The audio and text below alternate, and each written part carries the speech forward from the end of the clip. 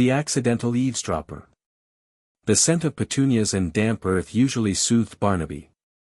Today, however, a discordant symphony of sighs and stressed pronouncements from the other side of the fence was making his meticulously weeded garden feel less like a sanctuary and more like a battleground. He straightened up, trowel clutched in his gloved hand, and strained to hear. It was the HOA meeting, held, as always, in Patricia Plumtree's perfectly manicured backyard. "We're never going to pull this off," Patricia's voice, usually crisp and commanding, was laced with a distinct tremor. "Fun Day is in 2 weeks, and all we have is a deflated bouncy castle and a vague promise of potato sacks." Barnaby felt a pang of sympathy. Patricia, for all her intimidating efficiency, looked genuinely harried. He pictured her meticulously organized spice rack, now undoubtedly in disarray, mirroring the chaos of Fun Day planning. He crept closer to the fence, the rhythmic snip of his pruning shears forgotten. Mrs. Henderson backed out of face painting again, another voice, reedy and whiny, lamented. "Said her arthritis is acting up." A collective groan rippled through the gathered women. Barnaby, emboldened by a sudden surge of civic duty and, perhaps, a subconscious desire to impress Patricia, peeked over the fence. The scene was exactly as he'd pictured. Patricia, surrounded by a gaggle of equally flustered-looking mothers, stood beside a whiteboard filled with crossed-out ideas and frantic scribbles. The air hung thick with desperation and the sickly sweet aroma of Patricia's lavender bushes. He noticed Patricia's brow was furrowed, her usual severe bun slightly askew. He couldn't help himself. "Excuse me," he called out, his voice cracking slightly with nervousness. "I couldn't help but overhear. Are you ladies having some party planning difficulties?" Patricia turned, her eyes widening in surprise before narrowing with suspicion. "Barnaby? What are you doing lurking in the bushes?" Barnaby flushed, feeling like a schoolboy caught with his hand in the cookie jar. "Gardening," he mumbled, brandishing his trowel for emphasis. "But I have some experience in event coordination. Actually, quite a bit." He puffed out his chest, embellishing his past role as social secretary for the local stamp collecting club. That mostly involved booking the community hall and ordering lukewarm tea, but Patricia didn't need to know that. "Event coordination?" Patricia repeated, a flicker of hope igniting in her eyes. "Like what kind of events?" Barnaby, sensing an opportunity, launched into a carefully constructed narrative. "Oh, galas, charity auctions, themed parties. I even helped organize a Renaissance fair once. Jugglers, falconry, the works." He conveniently omitted the fact that his contribution to the Renaissance fair involved manning the dunking booth and getting repeatedly soaked by disgruntled teenagers. The other women exchanged impressed glances. Patricia, however, remained skeptical, but a hint of vulnerability softened her features. "Fun Day is hardly a gala, Barnaby. It's usually a disaster." "Nonsense," Barnaby declared, his voice brimming with newfound confidence. "Every event, no matter the size, is a canvas waiting for the artist's touch." He brandished his trowel again, this time like a conductor's baton. "Leave it to me, Patricia. I'll whip this Fun Day into shape. Think of it, games, laughter, perhaps even a petting zoo." He knew he was going overboard, but he couldn't stop himself. The image of Patricia smiling, relieved, grateful, it was intoxicating. Patricia hesitated for another moment, her gaze flickering between Barnaby's eager face and the chaotic whiteboard. Finally, she sighed, a hint of surrender in her voice. "All right, Barnaby. You're hired. But if this turns into another bouncy castle incident, I'm holding you personally responsible." Barnaby beamed, his heart swelling with a mixture of excitement and sheer terror. He had no idea what he was doing. But he'd figure it out. For Patricia. And maybe, just maybe, this was his chance to finally bloom in this meticulously manicured suburban landscape. Games, gnomes, and grandiose ideas. Patricia Plumtree looked like she hadn't slept in a week. The dark circles under her eyes were practically a badge of honor, a testament to her tireless efforts organizing the annual summer fun day. Barnaby, ever eager to please, felt a surge of sympathy, and perhaps a flicker of something more, for the frazzled woman. "Barnaby, right?" she said, her voice raspy. "Bless your heart for offering. Honestly, I'm drowning in bouncy castles and bake sale sign-ups." She gestured vaguely at the overflowing clipboard in her hand. "Okay, I'm putting you in charge of games and decorations. Think you can handle that?" "Handle it?" Barnaby puffed out his chest. "Patricia, my dear woman, I practically invented fun. Games and decorations are my forte." He conveniently forgot the disastrous attempt at a murder mystery dinner he'd hosted last year, which ended with Mrs. Higgins calling the actual police. Patricia just sighed and rubbed her temples. "Great. Just keep it simple, okay? We're not looking for Cirque du Soleil, just some good old-fashioned family fun." Barnaby, however, had other ideas. That evening, armed with a stack of magazines and a bowl of popcorn, he brainstormed. He flipped through images of elaborate obstacle courses on reality TV shows, futuristic games from sci-fi flicks, and even a few pages dedicated to competitive gnome decorating. The gnomes sparked something. The next morning, Barnaby presented his ideas to the HOA moms.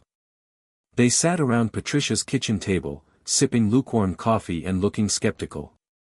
"So," Barnaby began, his voice brimming with enthusiasm, "I was thinking, for the kids, we could have a Survivor-themed obstacle course.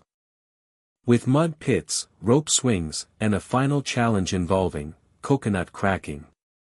A collective groan went around the table. "Barnaby," Patricia said wearily, "last year, Timmy Henderson broke his arm on the slip and slide. I'm not sure coconut cracking is the way to go." Undeterred, Barnaby continued. All right, scrap the coconuts. How about a Great British Baking Show-inspired bake-off? But with sandcastles. Teams compete to build the most structurally sound and aesthetically pleasing sandcastle. Judged by a panel of esteemed architectural enthusiasts. Mrs. Abernathy, known for her prize-winning roses, raised an eyebrow. Architectural enthusiasts? "Barnaby, this is a community fun day, not a symposium on structural engineering." He cleared his throat. Right. Moving on. For the grand finale, I envisioned a gnome makeover extravaganza. We provide plain, unpainted gnomes, and contestants get to decorate them however they please. The winner gets bragging rights and a golden gnome trophy. Silence hung in the air. Patricia pinched the bridge of her nose. Then, a small giggle escaped Mrs. Henderson. "You know," she said, "that actually sounds kind of adorable." Soon, the other moms were chuckling too. The sheer absurdity of it all was disarming. Even Patricia cracked a smile. "Okay, Barnaby," she conceded. "The gnomes are in. But please, for the love of all that is holy, tone down the Survivor stuff. Maybe just beanbag toss." Barnaby beamed. He had them. He knew his charm would win them over. "Of course, Patricia, darling. Beanbag toss it is. But with glow-in-the-dark beanbags. And a custom-built, gnome-themed beanbag toss target." The moms exchanged amused glances. Barnaby Button was definitely something. And perhaps, just perhaps, he might actually save their fun day. Or at least, make it incredibly memorable. Late-night blooms. Barnaby dabbed a rogue glob of hot glue onto the stem of a silk sunflower, cursing under his breath. Almost ready to face the flower arch, Carol. Just a few more adjustments. He'd been saying that for the past hour, each adjustment adding to the lopsided charm of the floral monstrosity he was attempting to create. Carol, perched on a stool amidst a sea of discarded petals and ribbon scraps, chuckled. "Barnaby, relax. It's supposed to look whimsical, not perfect. It's for fun day, remember." Not a royal wedding. She held up a delicate spray of artificial lavender, her brow furrowed in concentration as she secured it with wire. The late-night light from her kitchen cast a warm glow on her face, highlighting the faint crinkles around her eyes when she smiled. Whimsical, right, whimsical. Barnaby repeated, trying to inject confidence into his voice. He felt a bead of sweat trickle down his temple. He'd volunteered to help with the flower arrangements, boasting about his untapped artistic talent, a statement he now deeply regretted. He'd imagined creating stunning displays, visions of floral artistry that would wow the entire neighborhood. The reality was a sticky, tangled mess of plastic and wire. He watched Carol work, her movements graceful and precise. She seemed to effortlessly transform the artificial blooms into something almost alive. "You're really good at this, Carol," he blurted out, the compliment surprisingly genuine. "Like, seriously good. It's art." Carol looked up, surprised. A blush crept up her neck. "Oh, it's nothing, really. Just something I picked up over the years. You know, decorating for the kids' birthdays, the occasional bake sale." "No, no," Barnaby insisted, emboldened by her reaction. "It's more than that. It's the way you combine the colors, the textures. It's inspired." He realized he was rambling, but he couldn't seem to stop. He was genuinely captivated by her skill, by the quiet dedication she brought to even the most mundane tasks. The air in the kitchen seemed to thicken. The rhythmic hum of the refrigerator suddenly became deafening. Carol met his gaze, her eyes a startling shade of green in the dim light. A small, shy smile played on her lips. For a moment, time seemed to stand still. Barnaby felt a strange, unfamiliar warmth spread through his chest. It wasn't just admiration he was feeling. It was something more. A spark, perhaps. A tiny, nascent flame flickering in the late-night quiet. Then, a loud meow shattered the spell. Mr. Fluffernutter, Carol's Persian cat, wound himself around Barnaby's legs, demanding attention. Carol laughed, the sound a little breathless. "He's jealous. Thinks you're stealing my attention." Barnaby bent down to scratch the cat behind the ears, his cheeks burning. "Wouldn't dream of it," he mumbled, avoiding her gaze.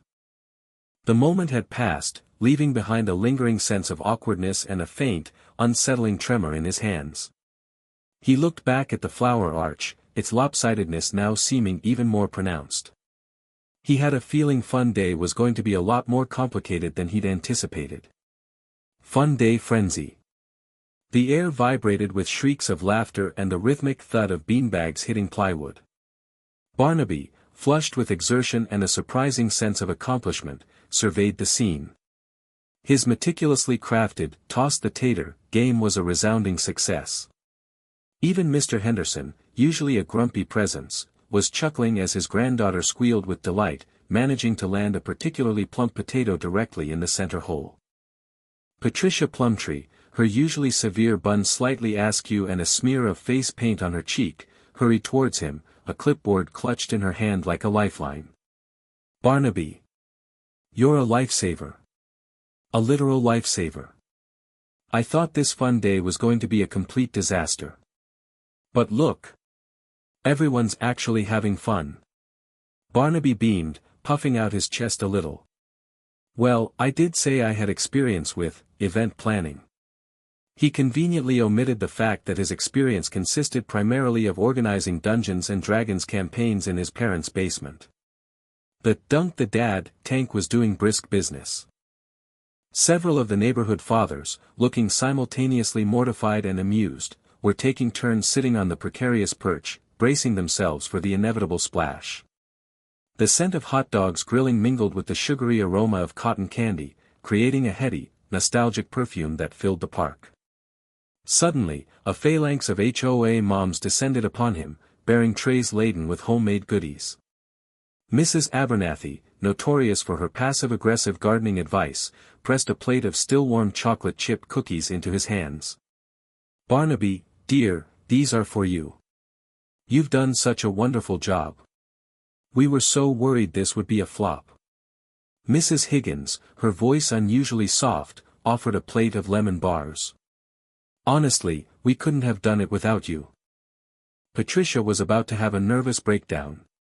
She shot a sympathetic glance at Patricia, who was now refereeing a heated game of three-legged race. Barnaby felt a warmth spread through him that had nothing to do with the summer sun. He was being appreciated. Admired, even. Mrs. Davison, never one to be outdone, presented him with a miniature bundt cake, drizzled with a glaze so shiny it looked almost lacquered. Barnaby, you're a gem. A true asset to the community. And so, resourceful. She winked, and Barnaby felt his cheeks flush again. He stammered, overwhelmed by the attention. It was nothing, really. Just happy to help. He took a bite of Mrs. Abernathy's cookie. It was divine. He imagined himself, not here in the park, sticky with sunscreen and surrounded by sugar-crazed children, but sitting on a porch swing with one of these lovely women, sharing a quiet moment, maybe a glass of lemonade. The image vanished as quickly as it appeared. A rogue water balloon exploded nearby, showering him with cool water. The children erupted in peals of laughter, and Barnaby, dripping and slightly dazed, couldn't help but smile. Fun day frenzy was in full effect, and he, Barnaby Button, was right in the middle of it. He just hoped he could keep his head above water. And maybe, just maybe, impress the right person. Gnomes and giggles. The last sticky remnants of Fun Day clung to the gazebo floor. Barnaby wrestled with a deflated bouncy castle, its vinyl surface stubbornly resisting being folded. Susan, her floral dress now smudged with face paint, hummed a jaunty tune as she stacked paper plates. Quite a turnout, wouldn't you say, Barnaby, she chirped, her smile radiating like the late afternoon sun. Barnaby puffed out his chest, nearly tripping over a stray skipping rope. Indeed. I must say, my organizational skills proved invaluable. The egg and spoon race was a particular triumph, orchestrated entirely by yours truly. He conveniently omitted the near stampede caused by his overenthusiastic starting whistle. Susan giggled, a sound like wind chimes in a gentle breeze. Oh, Barnaby, you're such a gem. Honestly, we couldn't have done it without you. Her words were a balm to his ego, a sweet nectar he eagerly lapped up. He straightened his slightly askew bow tie, feeling a warmth spread through him that had nothing to do with the fading sunlight. It was nothing, really. Just a bit of community spirit. He attempted a casual shrug, which ended up looking more like a lopsided dance move. They worked in comfortable silence for a few minutes, the only sounds the rustling of plastic bags and the distant chatter of departing families. Barnaby, acutely aware of Susan's presence, found himself inexplicably clumsy. He dropped a stack of napkins, then nearly impaled himself on a discarded candy apple stick. Whoops, he exclaimed, his face flushing crimson. Susan laughed again, a genuine, throaty sound that made his stomach flip. Careful there, Barnaby. Don't want you ending up on the casualty list. As he bent to retrieve a rogue napkin, he spotted it, a lone garden gnome, tucked under a picnic table leg, its pointy hat askew. It was one of Mrs. Higgins' prized possessions, usually perched precariously on her front lawn. Aha! Barnaby declared, brandishing the gnome triumphantly. The elusive garden guardian. Seems he's gone AWOL. Susan peered at the gnome, then burst into fresh peals of laughter. Oh, that's just perfect.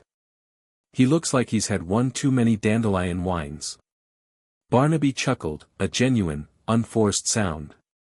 He felt a sudden, unexpected connection with Susan, a shared moment of silly amusement. Perhaps he's seeking refuge from Mrs. Higgins' aggressive gardening techniques. They exchanged a knowing glance, a silent agreement that Mrs. Higgins' manicured rose bushes were more akin to a thorny fortress than a tranquil garden. Our little secret, then? Susan whispered, her eyes twinkling. Absolutely, Barnaby replied, his heart doing a little jig. He carefully placed the gnome in a box of lost and found items, a silent promise to protect its secret. As Susan brushed a stray strand of hair from her face, Barnaby felt a flutter in his chest. Her eyes, a warm shade of hazel, seemed to hold a spark of something more. He imagined them sharing more secrets, more laughter, more stolen glances under the guise of community service. He felt a pull, an undeniable attraction, and for the first time since moving to Willow Creek, Barnaby Button felt like he might actually belong. The cleanup was almost complete. The last of the balloons bobbed forlornly from the gazebo rafters. But for Barnaby, the real party was just beginning. The president's predicament. Patricia Plumtree watched Barnaby from across the bouncy castle, a disquiet settling in her stomach like a poorly mixed punch. The moms. He was surrounded by them. Giggling, batting eyelashes, and actually listening to his, what were they even talking about? She'd assigned him the crucial task of inflatable safety inspector, a role she'd considered vital until 5 minutes ago. Now, it felt like a calculated plot to thrust him into the limelight. Barnaby, bless his heart, seemed to be thriving. He gestured emphatically as he spoke, his tie askew, a bead of sweat tracing a path down his temple. He looked important. Patricia, who'd spent weeks coordinating permits, wrangling vendors, and plastering flyers across the neighborhood, felt a prickle of resentment. She'd expected relief, gratitude, perhaps a touch of awe.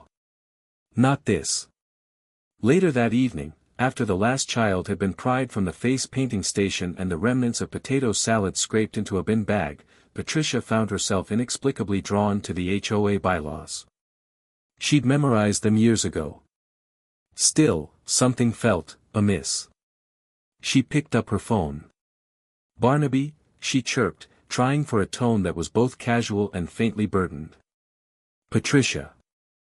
Sorry to bother you so late, but I'm just wading through this section 3.2, subsection C, regarding the placement of seasonal decorations, and I'm completely stumped. You were so good with the regulations at the party." Barnaby's voice, thick with sleep, perked up instantly. "Patricia. No bother at all. Decorations, eh? Let me see. Section 3.2. Ah, yes. That's a tricky one. The key is interpreting the spirit of the clause, you see." He launched into a detailed explanation, peppered with legal jargon he'd clearly gleaned from a late-night Wikipedia dive. Patricia listened, or pretended to, making appreciative noises at strategic intervals. She didn't really care about the darn decorations. She just wanted to hear his voice, to remind herself and him, perhaps that she was the one who needed his expertise. The next day, it was drainage. A minor issue with a clogged gutter near the clubhouse, something easily handled by the landscaping crew. But Patricia was on a roll. "Barnaby, darling," she said, her voice dripping with honey as she caught him by the mailbox. "I'm at my wit's end. This drainage problem. It's threatening the entire foundation. I'm thinking of calling in a specialist, but they're so expensive. You wouldn't happen to have any experience with subsurface water management, would you?" Barnaby's eyes widened. Subsurface water management. He'd once helped his uncle unclog a blocked drain. Close enough. "Well, Patricia, I wouldn't say I'm a specialist, but I do have a certain aptitude for these things. Let me take a look."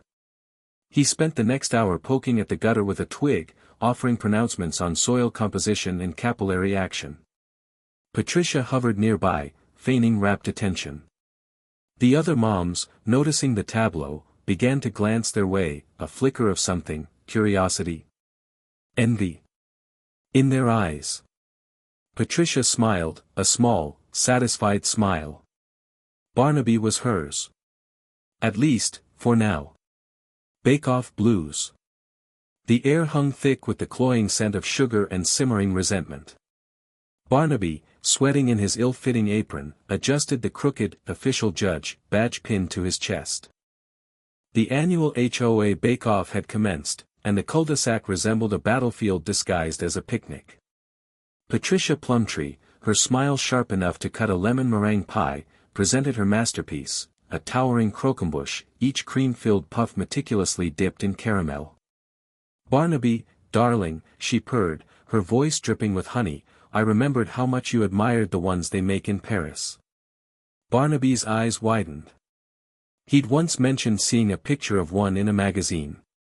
"Magnificent, Patricia. Truly, architectural." He beamed, careful not to meet the gaze of Agnes Abernathy, whose prize-winning rhubarb crumble sat forlornly beside the French confection. Agnes, never one for subtlety, cleared her throat loud enough to rattle the silverware. "Architectural, perhaps. But is it digestible? I hear all that caramel can be terribly hard on the teeth." She winked at Barnaby. Barnaby, caught in the crossfire, mumbled something about the importance of both structural integrity and dental hygiene. He took a tentative bite of the croquembouche.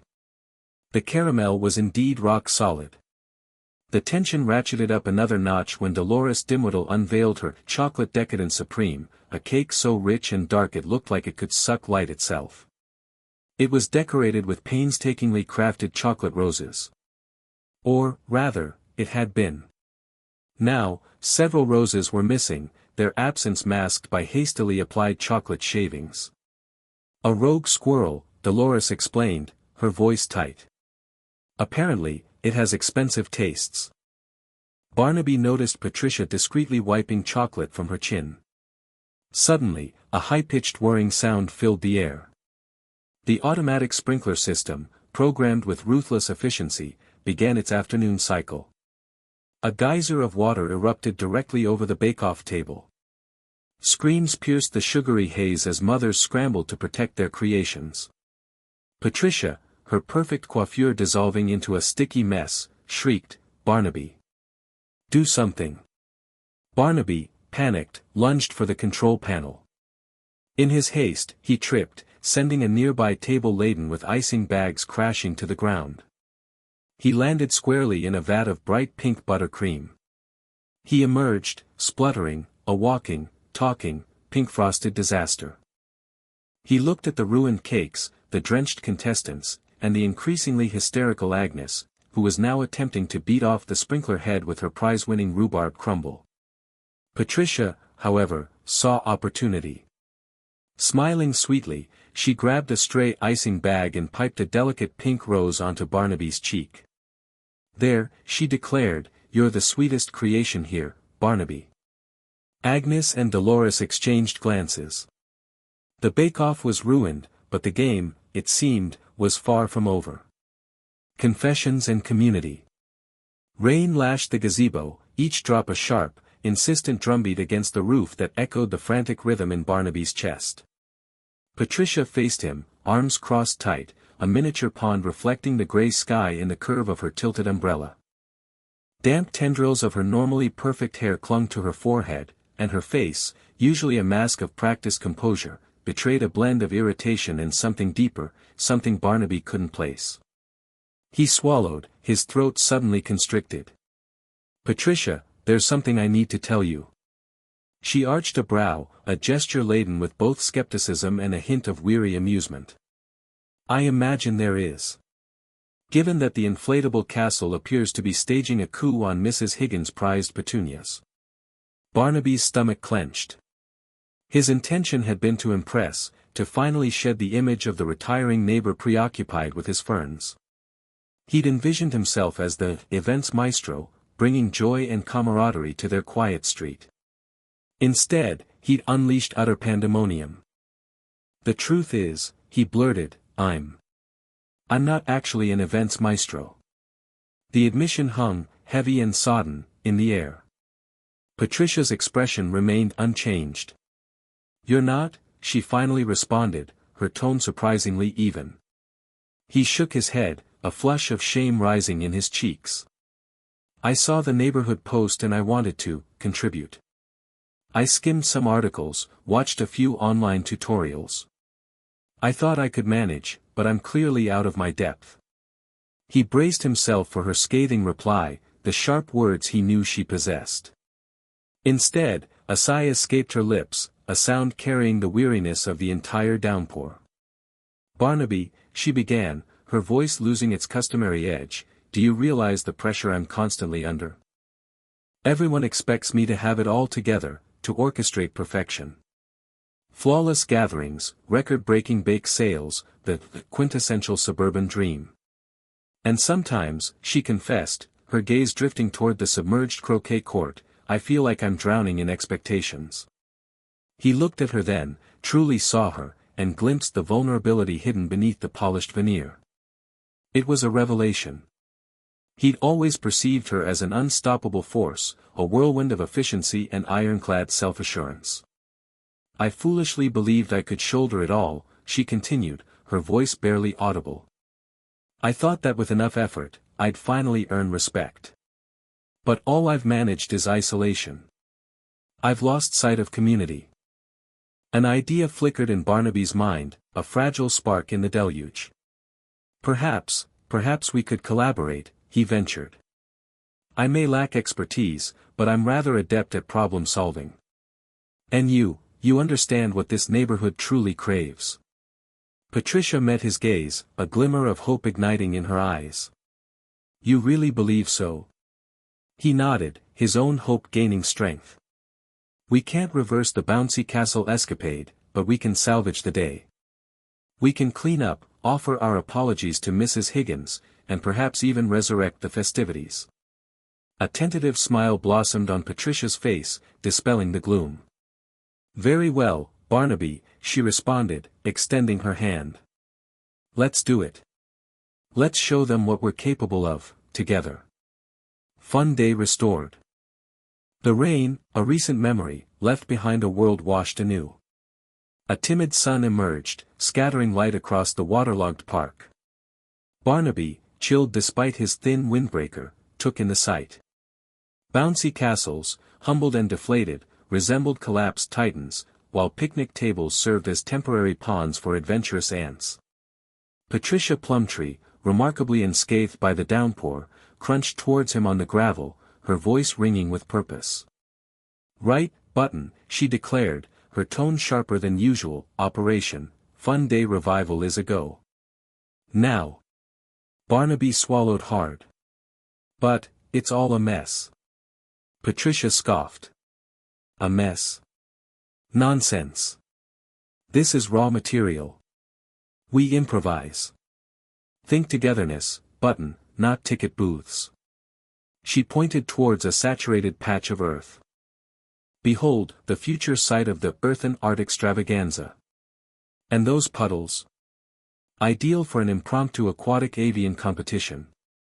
Innovate." Struck by Patricia's unexpected drive, Barnaby felt a surge of renewed energy. Recalling long-dormant skills from a distant scout troop adventure, he started fashioning a swing from a sturdy oak and a length of recovered rope. Meanwhile, Patricia, her voice amplified by the stillness, rallied the few who'd braved the elements. Soon, a small but enthusiastic group coalesced. Children, faces smeared with mud and alight with joy, crafted sculptures with their bare hands. Rubber ducks, urged forward by delighted cries, navigated the puddles with varying degrees of success. Even the HOA contingent, initially reserved, began to thaw, their peals of laughter echoing through the rejuvenated space. Barnaby, balancing on a picnic table, officiated a wildly popular water balloon fight when he spotted them. A huddle of HOA moms, heads bent together, eyes flickering in his direction. A knot formed in his stomach. He knew this dance, the furtive glances, the hushed whispers, But then, surprise. Their looks held no secret knowledge. They were simply, talking. Not the stilted pleasantries of association gatherings, but deep, uninhibited conversation. Carol, she of the perpetually arched brows, threw back her head and unleashed a laugh that sounded shockingly unburdened. As the afternoon deepened, a warmth spread through the park, independent of the weak rays overhead. The HOA members, momentarily transcending their former rivalries, collaborated, organizing games, dispensing treats, and ensuring the collective enjoyment. Barnaby observed, comprehension dawning. Patricia, catching his puzzled expression, gave him a hearty pat. See, Button. Community. The heart of it all. Later, as the last children were coaxed away, reluctantly abandoning their mud creations and ducky flotilla, Barnaby helped Patricia pack up. I thought he faltered, gesturing vaguely at the HOA group. Patricia arched a brow. Thought what? That they were about to, launch themselves at you. Button, they were bored. They were looking for purpose. They needed each other. And you, bless your naive soul, gave them both. She paused, a hint of something like empathy in her gaze. Sometimes, Button, the truest connections are the ones you don't engineer. Walking home, Barnaby felt a lightness he hadn't known in ages. The fun day hadn't been rescued through grandeur or meticulous planning, but through unassuming acts of togetherness. He had played a part, certainly, but not in the way he had anticipated. And perhaps, just perhaps, that was enough. Maybe genuine connection held more substance than any fleeting, clandestine romance. The notion, surprisingly, settled within him like a bomb.